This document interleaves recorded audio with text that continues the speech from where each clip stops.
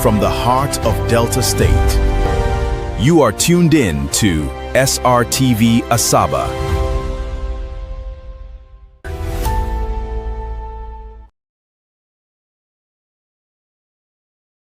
Good morning and welcome to Srtv Morning News, reaching you live from our studios in Asaba, Delta State.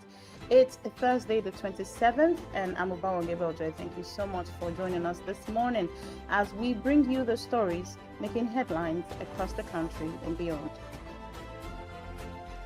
Umahi orders concessionaire to quit Bini Asaba Road over poor work.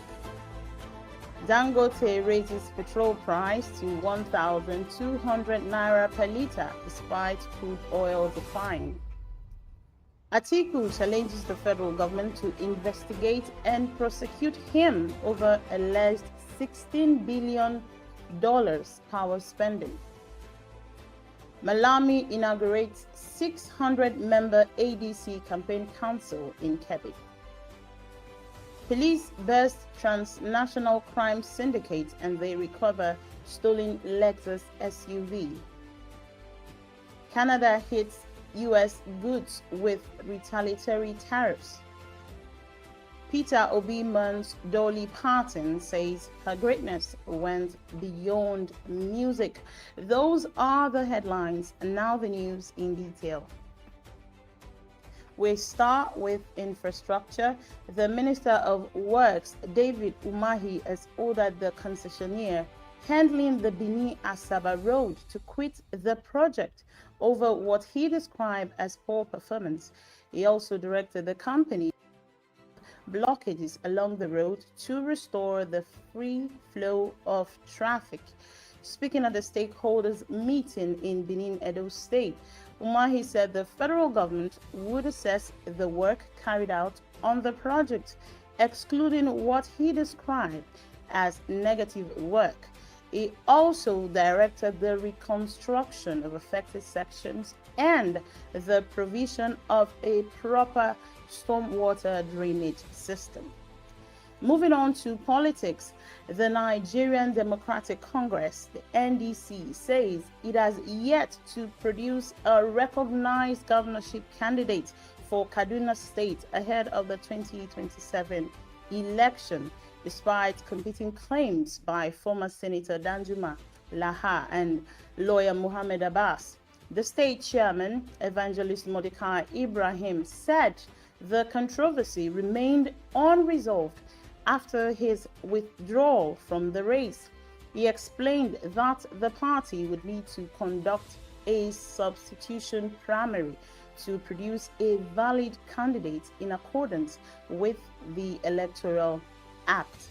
In another political development, a former vice president is challenging the federal government over allegations dating back to his time in office.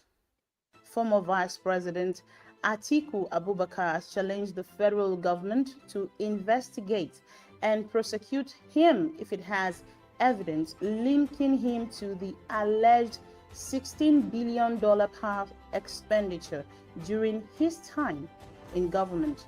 Atiku, in a statement issued by his spokesperson, accused Tinubu of recycling old allegations to divert attention from questions over how revenue saved from petrol subsidy removal are being used.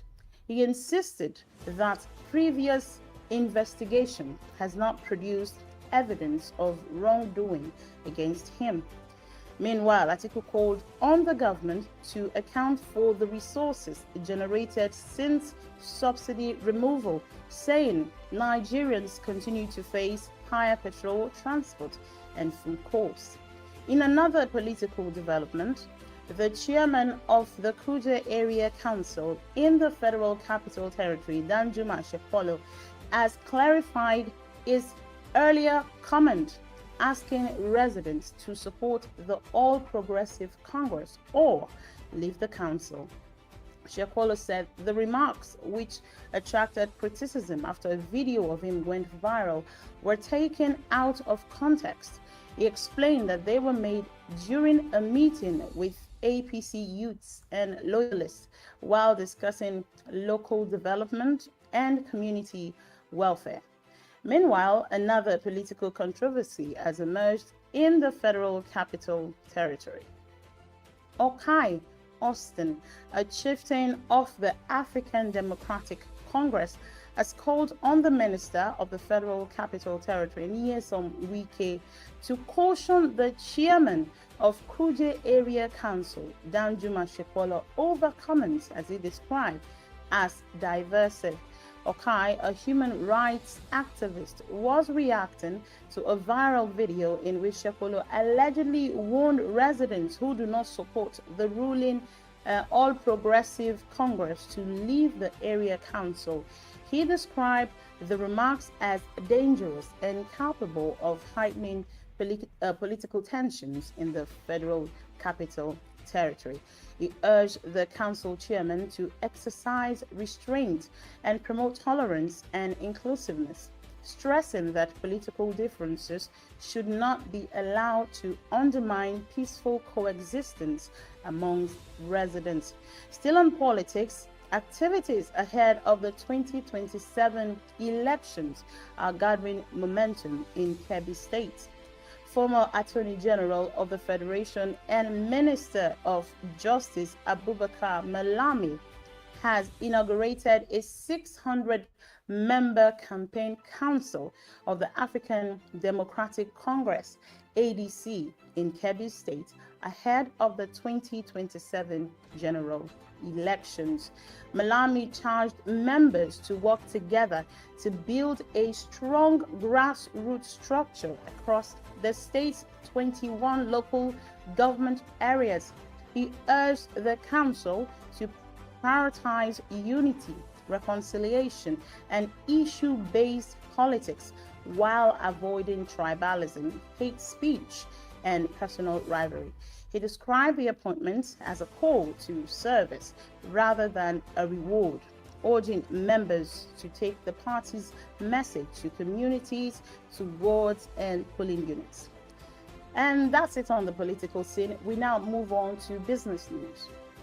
The Dangote Petroleum Refinery has increased the gantry price of premium motor spirit, which is the PMS, from 1,185 naira to 1,200 per litre, effective August 26.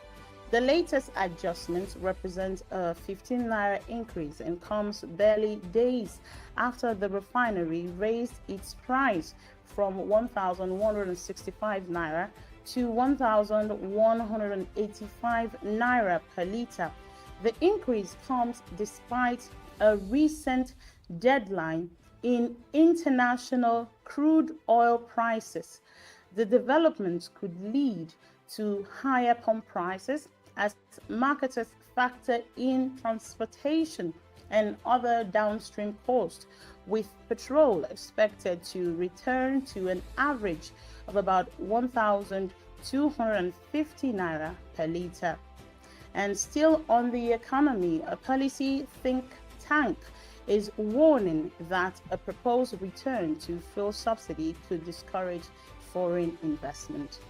The Independent Media and Policy Initiative, IMPI, has warned that former Vice President Atiku Abubakar's proposal to restore fuel subsidy could discourage foreign investment and weaken confidence in Nigeria's regulatory environment. The group said the proposal could signal a return to regulated petrol pricing after more than 3 years of deregulation efforts. It argues that giving local refineries discounted crude in exchange for lower petrol prices, it could create uncertainty and undermine the commercial operation of the downstream sector. However, some economists and energy experts have expressed different views, with some supporting targeted interventions to protect vulnerable Nigerians. Still on economy, the Manufacturers Association of Nigeria, MAN, and the managing director of Trans Green Nigeria Limited, Pastor Cyprian Orakpo, has called on the federal government to invest heavily in education and human capital development to turn Nigeria's large population into an economic asset. Orakpo said an educated and skilled population would drive innovation, industrial growth, and job creation, while warning that poverty and inadequate education could turn Nigeria's population into a liability. He also linked insecurity and youth involvement in crime to weaknesses in the education system. And finally, for business news, but on the international scene, Canada has announced retaliatory tariffs of up to 50% on about 700 American products following the collapse of trade negotiations with the United States. The new duties, which take effect on September 8th, will cover about $20 billion worth of U.S. imports, including steel, aluminum, household appliances, electronics, and railway equipment. The move comes after the Trump administration imposed new tariffs of up to 50% on Canadian goods, escalating tensions between the two North American neighbors. And that's it on business news. We now move on to security. The Yoruba Nation activist Sunday Igboho has launched the Ogun State chapter of the Iruekun Security Network, a community-based initiative aimed at supporting the fight against kidnapping, banditry, and other crimes. At the launch, Igboho stressed discipline amongst members, and he said the federal government would oversee their training, while the Ogun State government would determine their employment. He added that the state government has pledged support, including monthly allowance for members. Meanwhile, police in Oyo State say they have dismantled a transnational crime syndicate involving trafficked stolen vehicles.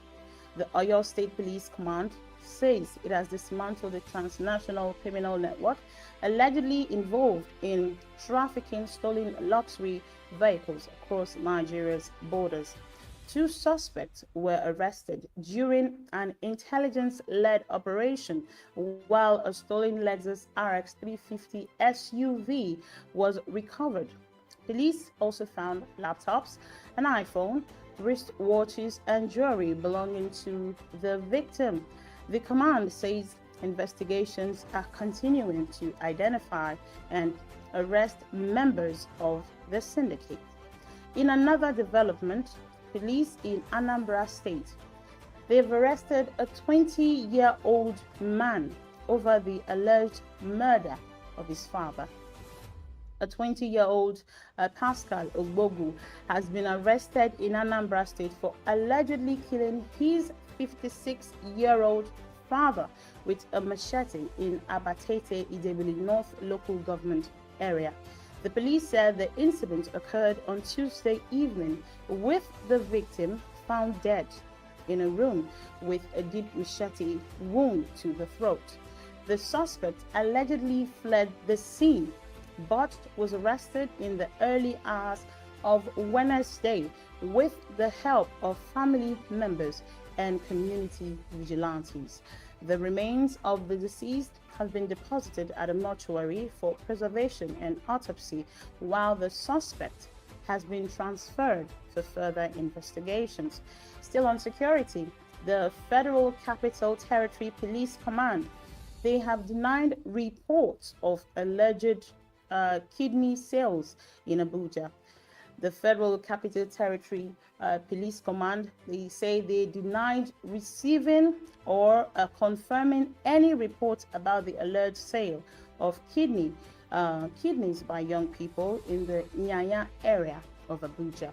The command spokesperson, Josephine Ade, said the reports circulating on social media, including claims that an agent in Maraba was buying kidneys, did not originate from the police.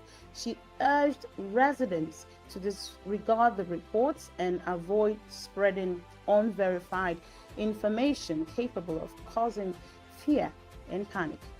And now we turn to entertainment. The former Anambra State governor and presidential candidate described the late American country music icon Dolly Parton as someone whose fame and success never made her forget her humble beginnings. Peter Obi praised Parton's compassion, generosity, and commitment to helping children and vulnerable people, saying her greatest legacy was the good heart she maintained throughout her life.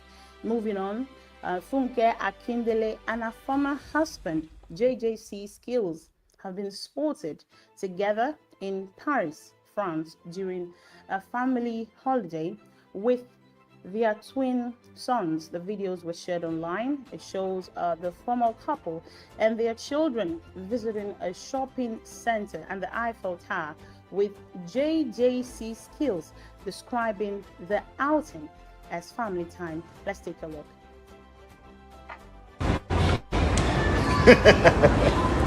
Mama baby, are we playing game? Yes, I'll play game. No shit. Nobody keep doing it. I'll beat you. Let's go. Eiffel Tower. Man, like, May we live a may you want me to buy this for you? I don't know. Yeah. I want a Lamborghini. I want a Lamborghini. You want a Lamborghini? All right, cool. Still on entertainment, Nigerian singer Srtv has announced his exit from music. Nigerian Afrobeat singer Rahim Okoya, popularly known as Srtv, has announced his decision to stop releasing new music, citing the difficulty of balancing his career with other commitments. The son of billionaire industrialist Razak Okoya said music began as a hobby but later became a serious career, giving him memorable experiences and opportunities to work with artists he admired. Srtv, however, said his creative journey is not over, revealing plans to explore other fields while leaving the possibility of returning to music open in the future. And that brings us to the end of entertainment. We now turn to sports. UEFA is set to withdraw its threat to boycott FIFA's competitions after receiving assurances that FIFA President Gianni Infantino's controversy plan to sell stakes in major tournaments will not be revived. The European football governing body has threatened a boycott after details emerged of a proposal that would allow private investors to acquire stakes in major FIFA competitions. FIFA later abandoned the plan following widespread opposition. With the assurances now received, European teams are expected to participate in next month's FIFA Under-20 Women's World Cup in Poland, although UEFA's concerns over FIFA's leadership and governance remain. And still on sports, Chelsea are exploring a new move with Emiliano Martinez. Chelsea have contacted the representatives of Aston Villa goalkeeper Emiliano Martinez as they consider a move for the Argentina international. The 33-year-old could be available for transfer following Villa's signing of Japan goalkeeper Zion Suzuki. Chelsea are also receiving their goalkeeping options. They're reviving it after Robert Sanchez's difficult start to the season. Martinez has previously attracted interest from Juventus, but that move collabed over concerns about a finger injury. And finally, in sports, a Lagos TikToker has made an unusual appeal to Super Eagles striker Victor Osimhen.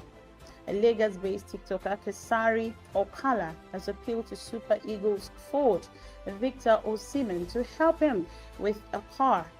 Okala recalled that Osimhen had previously asked him what he wanted, but said he had now decided that he needed a car.